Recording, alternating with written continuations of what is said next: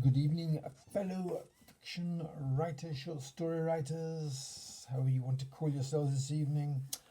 I'm going to kind of wrap up the mini course on how to write stories. Um, I'm pretty much giving you all the broad guidelines that there are, and really there's only one left, and it was on Reddit today. There's something saying that a book called Word Perfect was riddled with mistakes. And it's meant to be about getting your prose right. This ties in very neatly insofar as the last thing I would say to you is that you should,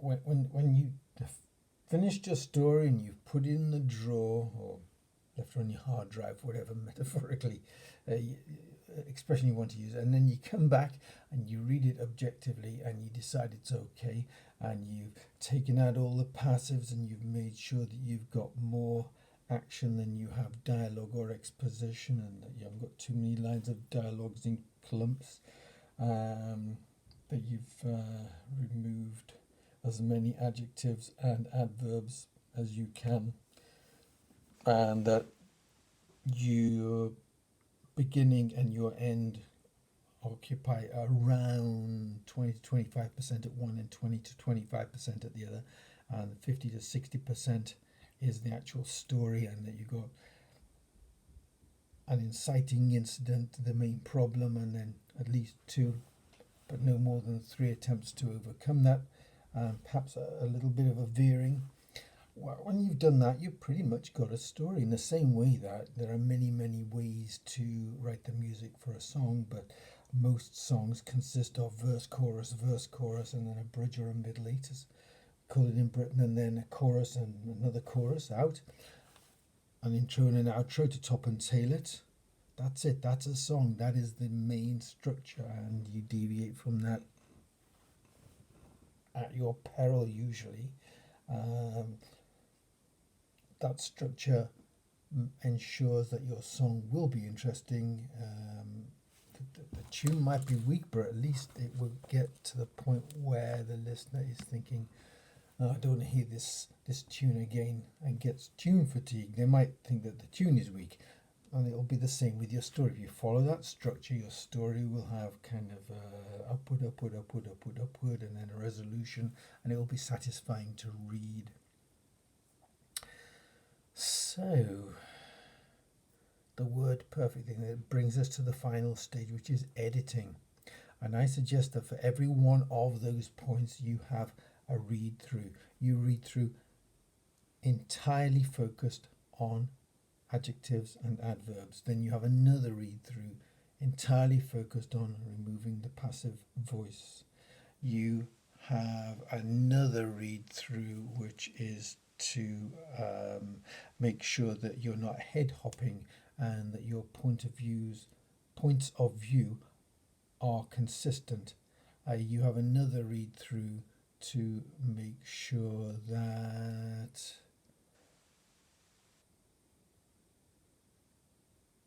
you are consistent with the voice. If you are, for example, an omniscient author, that's okay. But if you are giving limited third person point of view, that you always stay within that, and that you don't intrude as an author giving your opinion by way of adjectives or foreshadowing. Or if you are using first person, that you always use that and you don't slip into some sort of third person phase simply for the convenience of the story.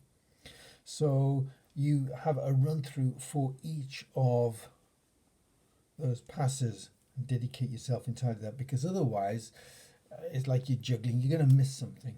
You're definitely going to miss something. And yeah, okay, it's going to take you a while to do.